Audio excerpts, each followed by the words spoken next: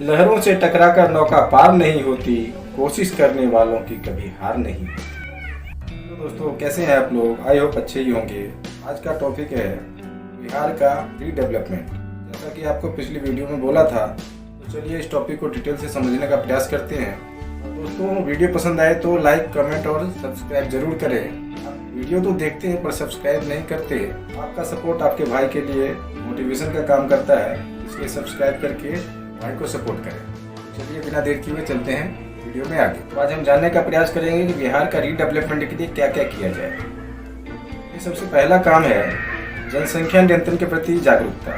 Routine base पर दूर दराज गाँव के छोटे छोटे गली मोहल्ले में जाकर उसका स्वास्थ्य एवं आर्थिक नुकसान समझाया जाए, क्योंकि देश में जनसंख्या घनत्व प्रति वर्ग किलोमीटर 462 है, तो वहीं बिहार का 1500, जो एक खतरनाक स्थिति है। क्योंकि बिहार का दो पार्ट है, एक शिक्षित वर्ग जहाँ की माताएं 1, 2 या अधिकतम 3 बच्चों को जन्म देती है, वहीं दूसरा पार्ट है अशिक्षित वर्गों का जो बहुत बड़ा भाग है, वहाँ पे माताएं 4 से 5 बच्चों को जन्म देती है। तो सबसे पहले वहाँ पे जागरूकता पहुँचाना जरूरी है और काम को वहाँ से ही स्टार्ट करना जरूरी है। और ये रूटीन बेस पे होना चाहिए ताकि लोगों में जागरूकता बना रहे।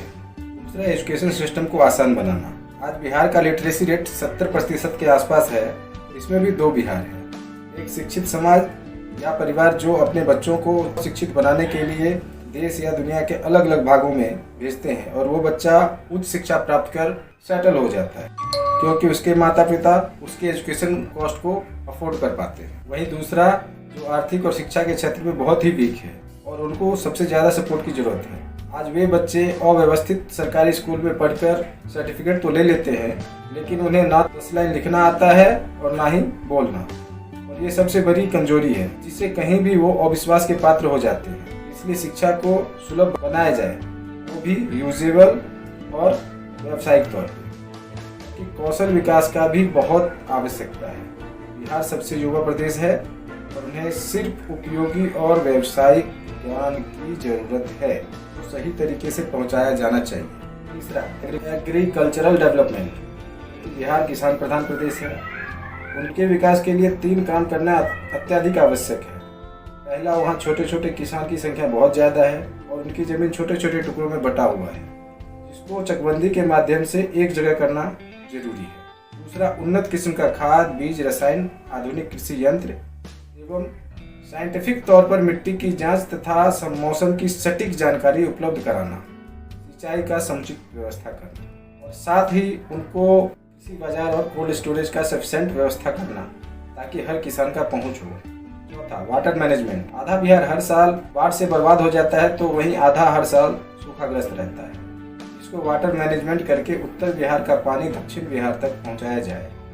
के लिए डैम और नहर का उपयोग किया जाना चाहिए। साथ ही वहाँ मछली पालन एवं वाटर वे बना के जिसमें बोट वगैरह चलाया जाए, ताकि ट्रांसपोर्टिंग भी सस्ता हो और पानी का सही उपयोग हो सके। इसे कहते हैं एक पंथ विकास।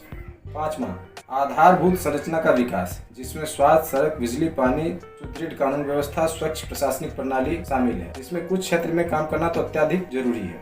इसमें स्वास्थ्य और स्वच्छ प्रशासन व्यवस्था बहुत ही जरूरी है।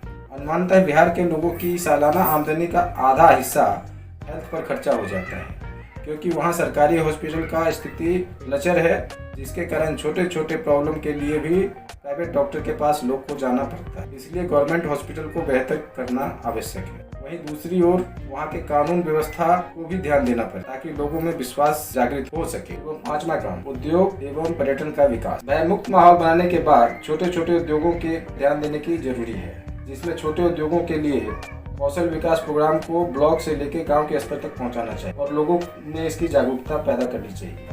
साथ ही बड़े उद्योगों के लिए licensing system single window system होना चाहिए एवं टैक्स में भी कुछ रियायत देने की आवश्यकता है, ताकि कॉर्पोरेट जगत आकर्षित हो। और भी जो कुछ हो सकता है वो करना चाहिए। साथ ही बिहार में इतने ऐतिहासिक स्थल हैं जिसको विकसित करना चाहिए, ताकि देश विदेश के पर्यटक आएँ और वहाँ के ऐतिहासिक धरोहरों को देखें और समझें। इससे ऐतिहासिक और आर्थिक दोनों विकास हो। और इस कार्य के लिए राज्य और केंद्र के साथ साथ जन भागीदारी की भी जरूरी है। एक घर का कोई भी सदस्य बीमार हो तो उस घर के हर सदस्य परेशान हो जाते हैं और आर्थिक नुकसान भी होता है। वैसा ही बिहार के विकास के बगैर भारत का विकास संभव नहीं है। मिलकर इस पर काम करना चाहिए और भारत को पुनः सोने का चिड़िया बनाना चाहिए। हम अगले वीडियो में बात करेंगे कि आम जन सहयोग से क्या क्या काम किया जा सकता है। तब तक के लिए जय हिंद, जय भारत।